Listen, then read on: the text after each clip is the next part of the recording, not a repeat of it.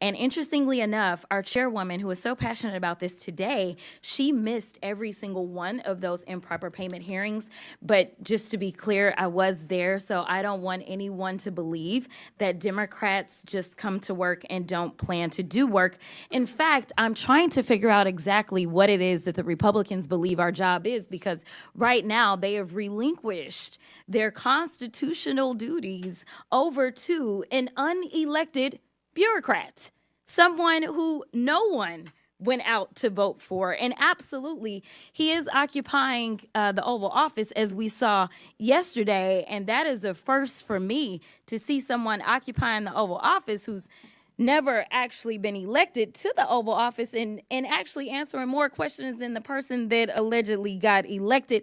But for whatever reason, this is the first time we're having a Doge subcommittee hearing, and that guy's not here. Instead, we have y'all. So I do want to thank you for coming.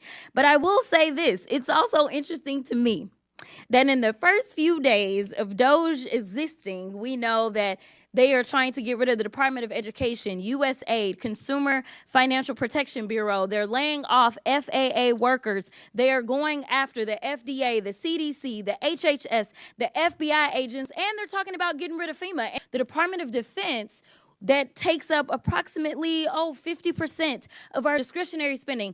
Approximately 50% goes to Department of Defense. Department of Defense has not been able to pass an audit in the last 6 audits, and we're not talking about pennies.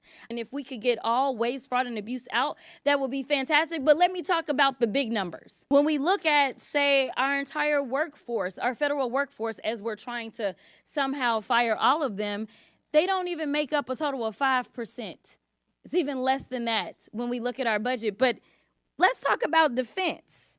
That just happens to be the same side of the ledger that Mr. Musk gets the vast majority of his money from. As Mr. Whitson said, he said, we need to return the power of the purse to Congress. It never left. According to the Constitution, that's where it's at.